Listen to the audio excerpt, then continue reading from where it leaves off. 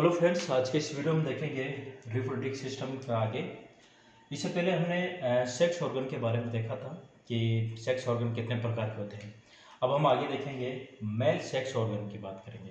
देखो, मेल में जो सेक्स ऑर्गन होता है वो दो प्रकार से होता है। मेल में अगर हम सेक्स ऑर्गन की बात करें तो मेल में सेक्स ऑर्गन दो प्रकार से होता है। एक तो है primary sex organ, primary sex organ. दूसरा है सेकेंडरी सेक्स ऑर्गन,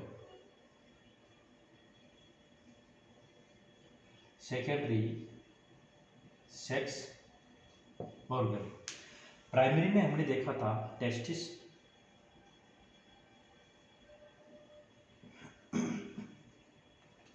फिर सेकेंडरी में भी क्या था कि सेकेंडरी में भी दो भाग थे।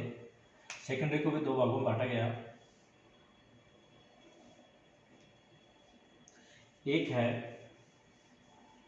असेसरी ग्लैंड्स,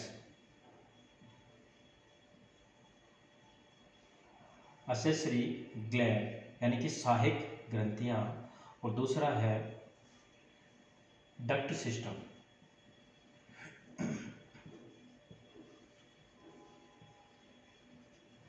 असेसरी ग्लैंड्स में हमने कौन कौन सी देखी थी?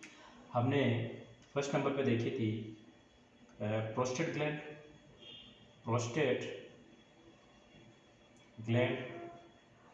दूसरे नंबर पे देखी थी हमने काउपर ग्लैंड्स, काउपर्स ग्लैंड्स, जिसे बल्बो यूरिथ्रल ग्लैंड्स भी कहा जाता है। और तीसरे नंबर पर थी अपने सेमिनल, सेमिनल वेसिकल। ये तीन ग्लैंड थी जिसमें प्रोस्टेट ग्लैंड तो सिंगल पाई जाती है। प्रोस्टेट ग्लैंड क्या होती है? सिंगल पाई जाती है। और काउपर ग्लैंड की बात करें तो ये पैर में पाई जाती है, संख्या में दो होती है। सेमिनल वेसिकल की बात करें तो ये भी पैर में वन पाए जाते हैं, एक पैर पाया जाता है कि संख्या में दो होती है। उसी प्रकार हम डक्ट सिस्टम की बात करें, डक्ट सिस्टम में क्या क्या पाई जाएगी? पहले नंबर की बात करें हम तो एपी डी डायमिस, एपी डी डायमिस। दूसरे नंबर पर बात करें अपन, दूसरे नंबर की बात करें तो इजाकुलेटरी डक्ट, इजाकुलेटरी डक्ट। और तीसरे नंबर पर बात करें हम वास डिफरेंस,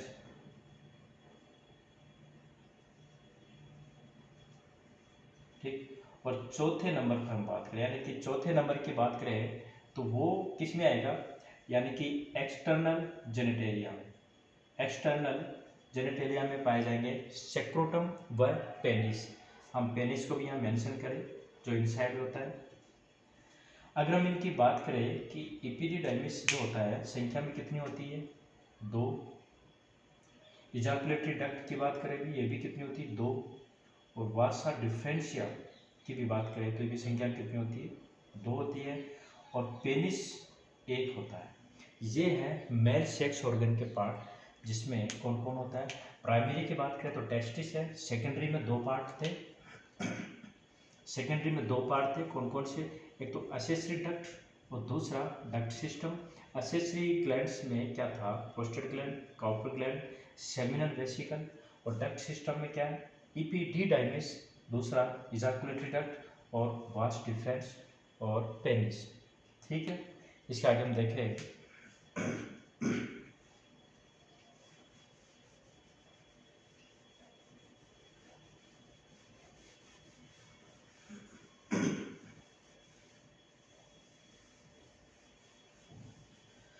अब हम टेस्टिस की बात करें।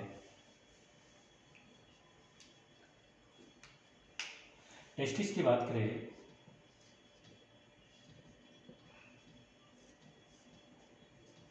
टेस्टिस की बात करें तो ये क्या होता है? संख्या में दो पाए जाते हैं। टेस्टिस संख्या में क्या होते हैं? दो पाए जाते हैं, वन पेयर पाया जाता है।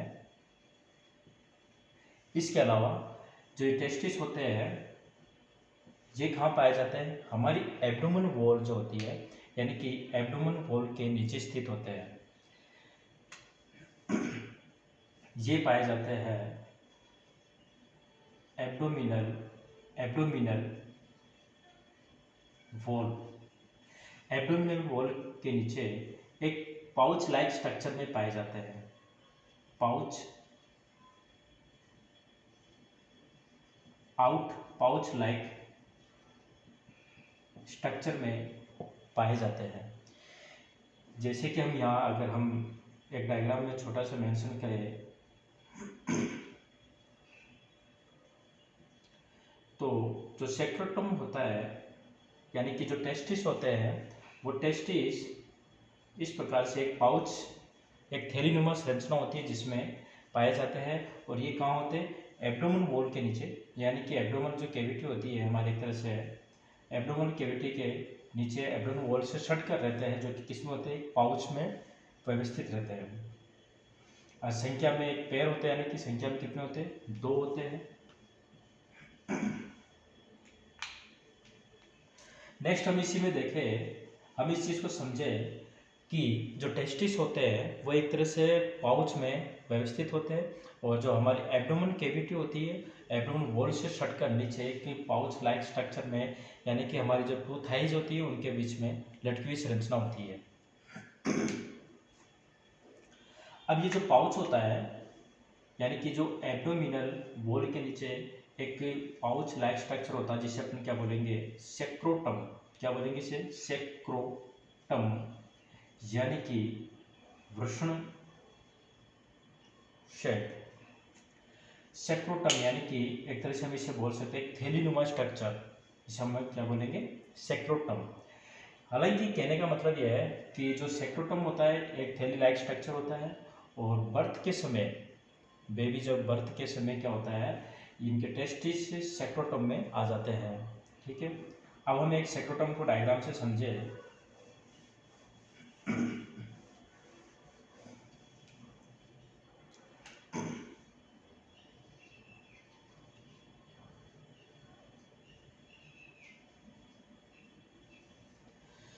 सेक्रोटम की देखिए हम डायग्राम से,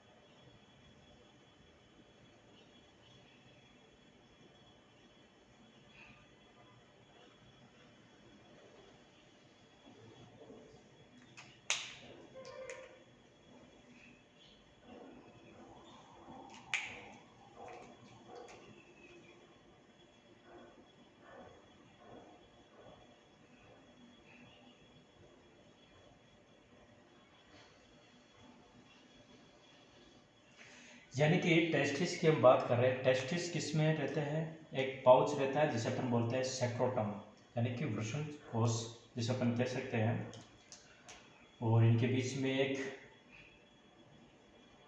रेखा होती है जिसे अपन बोलते हैं सेक्रोटी सेप्टम, जो इसे 2 भागों में हम बाहर से देखने पर रेफे नामक स्ट्रक्चर दिखाई देता है। सेक्रोटी सेप्टम। ठीक है, अब हम आगे देखें। यहीं पर एक स्ट्रक्चर पाया जाता है जो कि टिश्यू का बना होता है, एक फ्लेक्सिबल इरेक्टाइल और इलास्टिक टिश्यू होता है, जिस पर क्या होते हैं? हमारे टेस्टिस विराजमान होते हैं।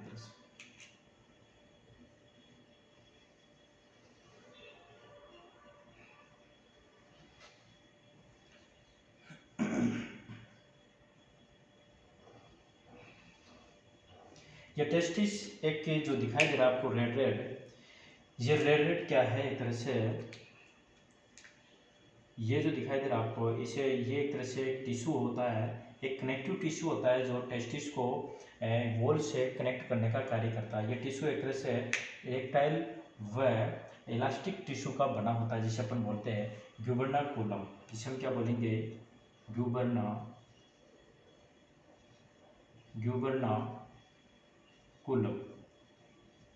ठीक, ये हमारे टेस्टिस है।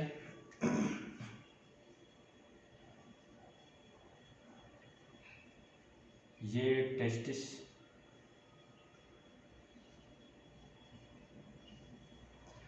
अब हम आगे देखेंगे कि जो टेस्टिस होता है एब्डोमेन वॉल से, यानी कि एब्डोमेन जो कैविटी से बाहर जब निकलता है एक पाउच के रूप में, कहने का मतलब है ये जो टेस्टिस होते हैं, जो हमारी जो एब्डोमेन वॉल से एक पाउच रहता है, सेक्रोटम में आते हैं, तो आने के बाद क्या होता है कि यहाँ पर एक कैनाल होती है जो इन्हें बंद हो जाती है एक तरह से। इस कैनाल को हम कहते हैं इंग्विनल कैनाल, इसे हम क्या बोलेंगे इंग्विनल कैनाल। इंग्विनल कैनाल कहने का मतलब ये होता है कि जो सेक्रोटम सैक होता है उसमें जब टेस्टिस आता है बर्थ के समय बेबी के, तब ये क्या होती है क्लोज हो जाती है, यानी कि ये जो कैनाल है सेक्रोटम सैक को, यानी कि वो एक तरह से उसे क्लोज कर देते हैं, यानी कि बंद कर देता है कि बॉडी के ऑर्गन इसमें अंदर आसानी से ना पाए। कभी कभार क्या होता है किसी पेशेंट में ये इंग्विनल कैनाल अनक्लोज रहती है, जिसमें एक डिजीज हो जाती है जिसे अपन कहते हैं हर्निया। नेक्स्ट हम देखें इसी में ही, ये टेस्टिस है। अब टेस्टिस क्या है, एक तरह से ऑर्गन की तरह काम करेगा यहाँ पर। तो टेस्टिस को, ये लो भाई टेस्टिस को हम बना देते हैं हंसता हुआ।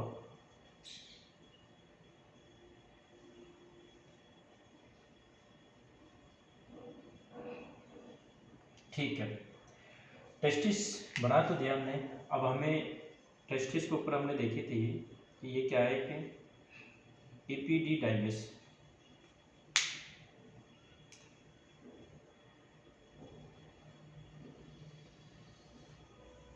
ये कहाँ जा रहे हैं एब्डोमेन कैविटी में जा रहे हैं। ठीक है, एपिडिडाइमिस है ये एक तरह से है, क्योंकि हमने जब प्राइमरी सेक्स ऑर्गन और सेकेंडरी सेक्स ऑर्गन पढ़ा था तब हमने उस चीज़ वहाँ पर ज़रूर बताया था आपको। अभी फ़िलहाल इसको रखना है, हम आगे देखेंगे इन चीज़ों को।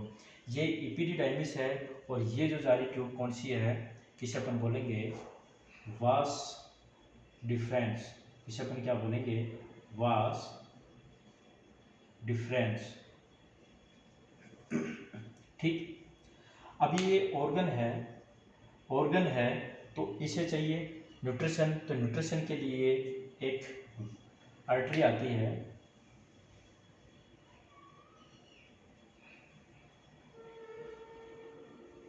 जिसे अपन बोलेंगे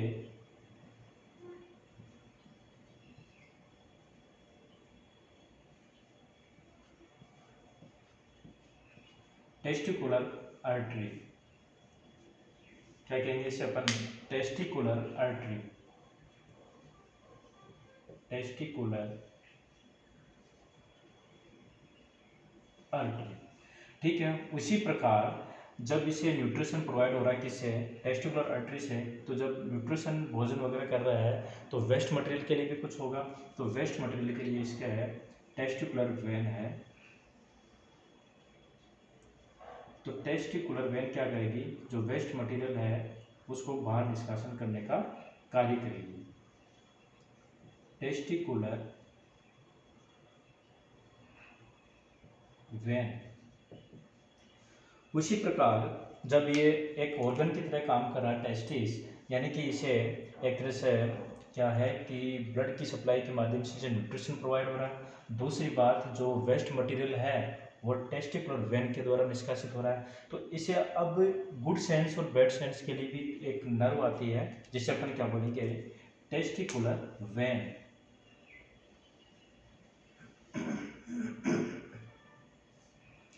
ये क्या है एक तरह से टेस्टिकुलर नर्व। टेस्टिकुलर नर्व क्या करेगी, इसे गुड सेंस बैड सेंस मजेपन का अच्छेपन का फील करवाने का कार्य करती है।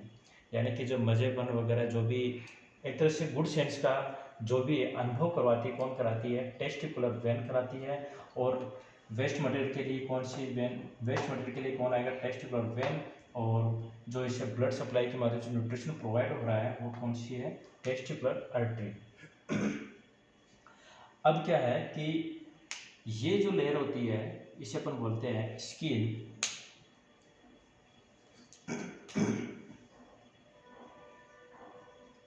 ये स्किन है और ये दूसरे नंबर की जो लेयर है इसको अपन बोलते हैं डार्टोज मसल्स। क्या बोलेंगे इसे, डार्टोज मसल्स। और तीसरे नंबर की जो लेयर है इसे अपन बोलेंगे cremaster, cremaster layer.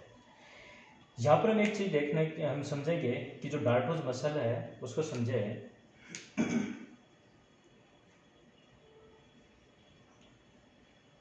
डार्टोज muscles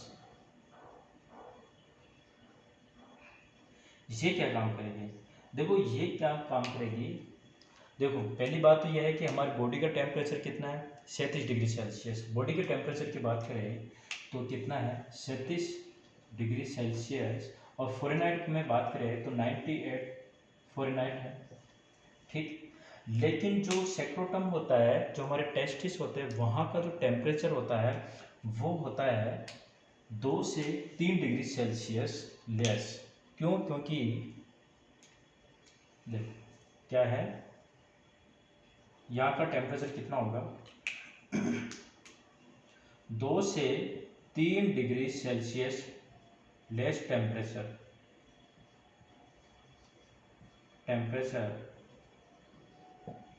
sperm formation, sperm formation. यानी कि कहने का मतलब यह है कि हमारे बॉडी के टेम्परेचर से 2 या 3 डिग्री सेल्सियस टेम्परेचर कम होता है यहाँ पर।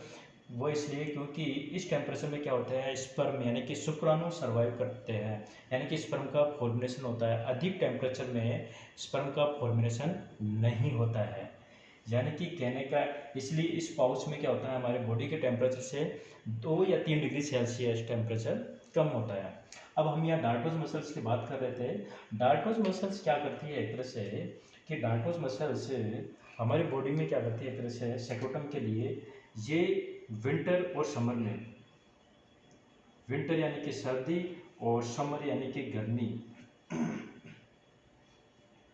ये सर्दियों में क्या करती है कि जो हमारी बॉडी का टेम्परेचर होता है 37 डिग्री सेल्सियस और यहाँ का टेम्परेचर 2 या 3 डिग्री सेल्सियस कम हो रहता है, तब ये टेम्परेचर कम पड़ता है। उस समय क्या करती है, सर्दियों के टाइम हमारे जो सेक्रोटम को होता है, सेक्रोटम को ऊपर खींचने, ऊपर बॉडी के जो एब्डोमेन कैविटी है वहाँ सटा कर रखती है टेम्परेचर के लिए। कहने का मतलब यह है कि जो टेस्टिस होते हैं उनको डार्टोज मसल्स क्या करती है, ऊपर खींचने का कार्य करती है। यानी कि एक तरह से वो पाउच ऊपर रहता है टेम्परेचर के लिए और इसे खींचे रखती है, कि एक तरह से कांटेक्ट करने का कार्य करती है वो पाउच को।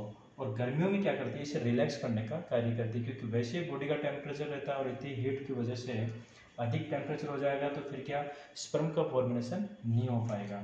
सर्दियों में सिर्फ क्या काम इसका, एक तरह से इसे कॉन्टैक्ट करने का कार्य है और गर्मियों में एक तरह से इसे रिलैक्स करने का कार्य है।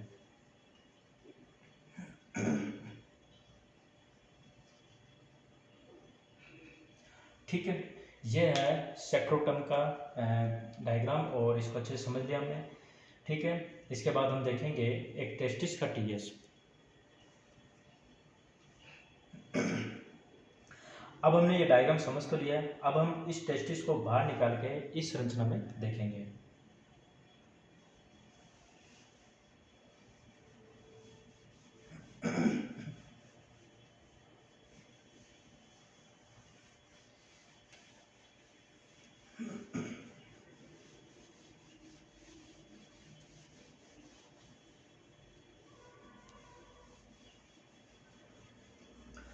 देखो सेक्रोटम देखा हमने, सेक्रोटम में क्या देखा हमने, टेस्टिस, टेस्टिस। अब हम टेस्टिस को देखेंगे। यहाँ पर ये एक टेस्टिस का डायग्राम है और टेस्टिस में हमें आपको 3 लेयर देखने को मिलेगी। यहाँ टेस्टिस में देखो, जो पहली लेयर है इसे अपन कहेंगे ट्यूनिका वेजाइनलिस, ट्यूनिका वेजाइनेलिस। इस लेयर को अपन क्या बोलेंगे? Tunica vaginalis.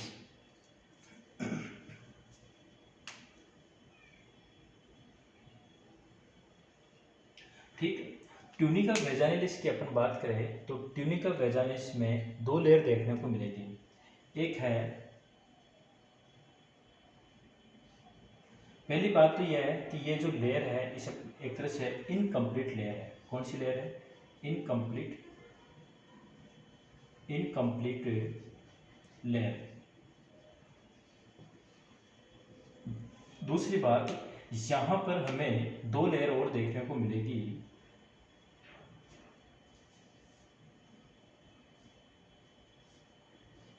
एक है पेराइटल लेयर,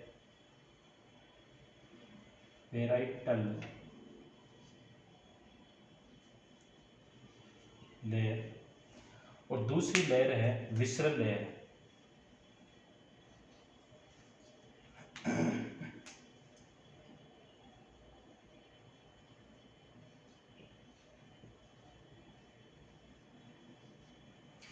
विसरल है।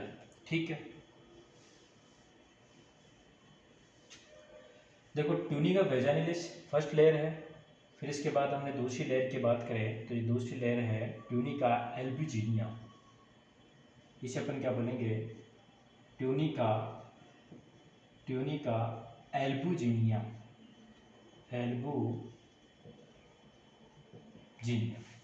ये क्या काम कर रही है? एक तरह से लोब्यूल्स को प्रोड्यूस करने का कार्य करती है। लोब्यूल्स को प्रोड्यूस करने का कार्य करती है। तीसरी लेयर की अपन बात करें, तीसरी लेयर हमें यहाँ देखने को मिलेगी। यहाँ पर हम इस चीज को बना सकते हैं कि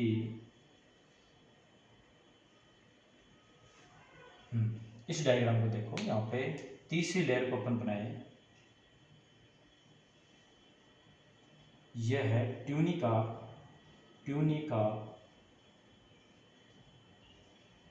वस्कुलरिस।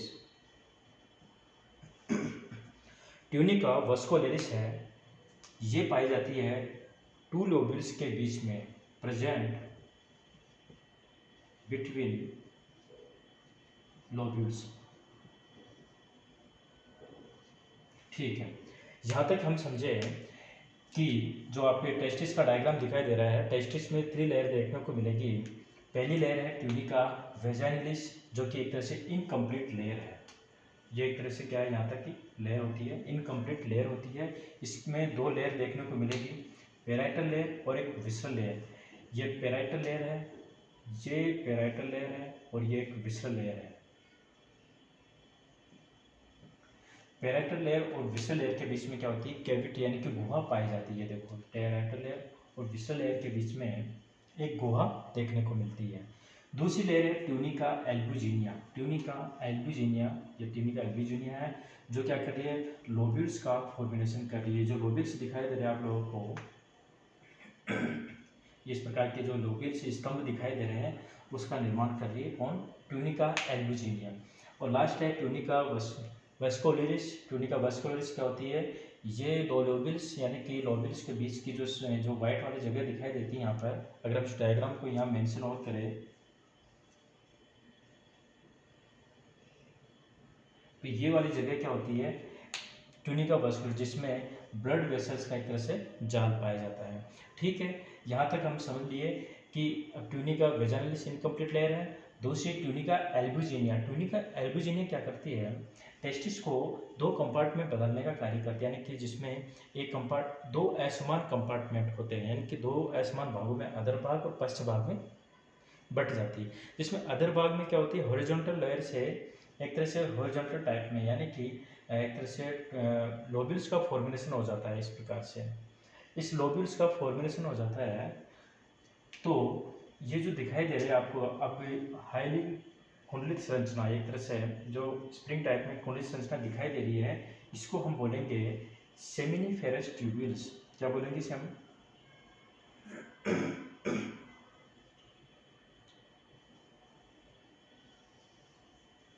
सेमिनिफेरस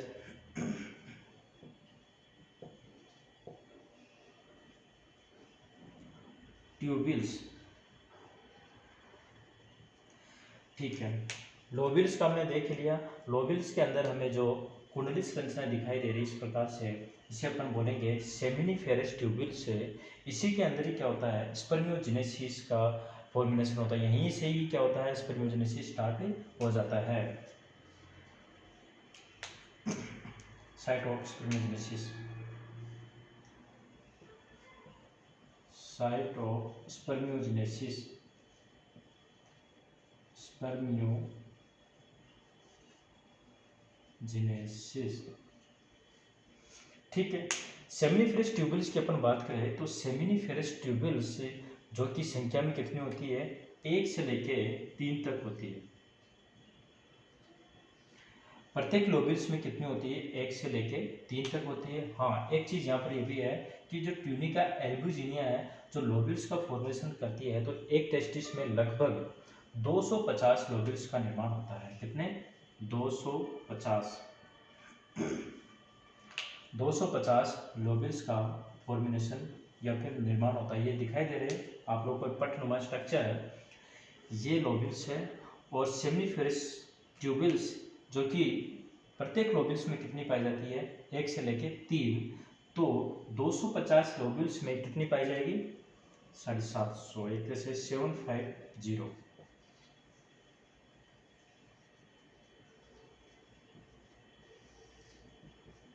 सेमिनिफेरस ट्यूबिल्स देखने को मिलेगी। ठीक, अब देखो इस चीज को समझो, कितनी ट्यूबिल्स है,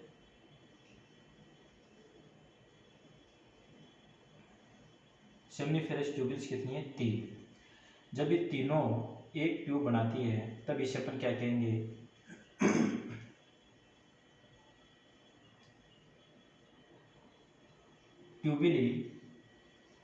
ट्यूबिली रेक्टी।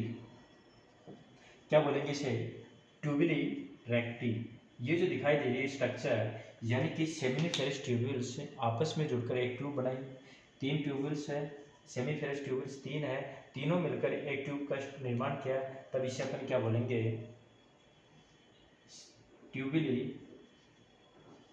ट्यूबिली रेक्टी। ठीक, फिर इसके बाद ये जितनी भी ट्यूबिली रेक्टी है एक जालनुमा स्ट्रक्चर तैयार करती है। इस प्रकार बहुत से स्ट्रक्चर का निर्माण हो जाता है। एक जालनुमा स्ट्रक्चर निर्माण करती है जिसे हम कहेंगे रिटेटेस्टी। क्या बोलेंगे इसे, रिटेटेस्टी। ठीक, इसके बाद क्या होता है कि रिटेटेस्टी किसका फॉर्मेशन, रिटेटेस्टी के बाद क्या आएगा, वासा इफ्रेंशिया, वासा इफ्रेंशिया। ठीक है, अब हम समझते हैं इस चीज़ को वापस कि सबसे पहले हमने जो टेस्टिस है, टेस्टिस की 3 लेयर थे, ट्यूनिका वेजाइनलिस जो कि इनकम्प्लीट लेयर है। इसके बाद दूसरी लेयर है ट्यूनिका एल्बुजिनिया। ट्यूनिका एल्बुजिनिया क्या कर रही है, लोबिल्स का फॉर्मेशन कर रही है। उस लोबिल्स के अंदर हमें क्या देखने को मिला, सेमिनिफेरस ट्यूबिल्स देखने को मिली, जो संख्या में कितनी है, 3, 1 से लेके 3। अब तीनों जब ट्यूब्स जुड़ती है तब इसे अपन बोलते हैं ट्यूबुली रेक्टी। ये ट्यूबुली रेक्टी इस प्रकार से, अब ट्यूबुली रेक्टी एक जालनुमा स्ट्रक्चर तैयार कर लेती है। बहुत सारी ट्यूबुली रेक्टी तैयार होकर क्या बनाती है, रिटेटेस्टी। ठीक है, रिटेटेस्टी से क्या होता है, कम से कम 10 से 12 या 7 से 12 ट्यूब निकलती है। यानी कि रिटेटेस्टी से कंबाइंड होकर 7 से 12, 10 से 12 ट्यूब निकलती है, जिसे अपन बोलते हैं वासा इफ्रेंशिया। ये संख्या में कितनी होती है, 7 से 12। ठीक है, अब जितने भी वासा इफ्रेंशिया होती है वो एक संयुक्त होकर एक ट्यूब का निर्माण करती है जो अधिक हाईली कुंडलित होती है, कोलाइड होती है। ठीक है ना, तो उसे अपन बोलेंगे इपीडीडाइमिस। क्या बोलेंगे इसे हम, इसे हम क्या बोलेंगे, इपीडीडाइमिस। इसे हम क्या बोलेंगे, इपीडीडाइमिस कहेंगे। ठीक है, एक तरह से क्या है कि ट्यूबुली रेक्टी से रिटाटेस्टी से वासा एफ्रेंसिया और वासा एफ्रेंसिया से इपिडिडाइमिस का निर्माण होता है। और इपिडिडाइमिस के 3 पार्ट हमें देखने को मिलेंगे। 3 पार्ट कौन कौन से हैं? ये पहला पार्ट है कैपट, दूसरा कॉर्पस और तीसरा कोडा यानी कि पूंछ वाला पार्ट। और कोडा से ही तीस जो ट्यूब का निर्माण होता है उसे अपन बोलेंगे वास डिफरेंस। ठीक, ये है एक ह्यूमन यानी एक तरह से मेल टेस्टिस का टीएस यानी कि इंटरनल स्ट्रक्चर ये है जो कि बहुत ही इम्पोर्टेंट है। इसके अलावा हम ये भी समझे कि जो इपिडिडाइमिस है ये एक तरह से क्या है, स्पर्म का स्टोरेज हाउस कहलाता है। इस चीज को हम समझें यहाँ पर।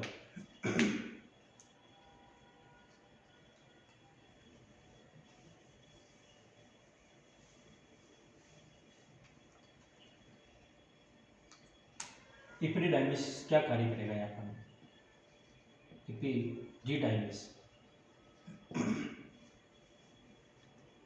इपिडिडाइमिस एक तरह से मैच्योरेशन में मदद करेगा, किसके? स्पर्म के मैच्योरेशन में। इसके अलावा मोटिलिटी में यानी इसके गमन में सहायक करेगा। ठीक,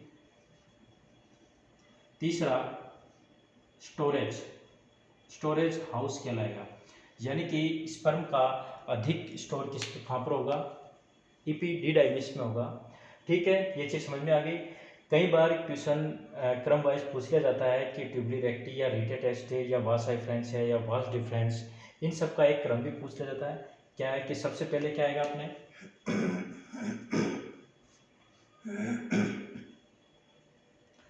सेमिनिफेरस ट्यूबिल्स, उसके बाद ट्यूबिली रेक्टी, ठीक है, फिर रिटाटेस्टी, ठीक है, ट्यूबिली रेक्टी, फिर रिटाटेस्टी, फिर इसके बाद क्या होगा अपने वासा डिफरेंशिया,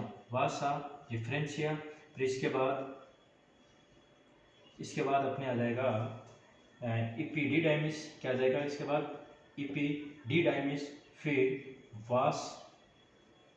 वास डिफरेंस, फिर इसके बाद आ जाएगा अपने इजाकुलेटरी डक्ट, क्या आ जाएगा? इजाकुलेटरी डक्ट, फिर इसके बाद पेनिस। ये हमारे क्रम है, कई बार वो एग्जाम में पूछ लिया जाता है। ठीक है, आई होप आपको मेरी वीडियो पसंद आ रही होगी, इसलिए हमारे चैनल को लाइक जितना हो जितना शेयर करें और सब्सक्राइब जरूर करिएगा। Thank you.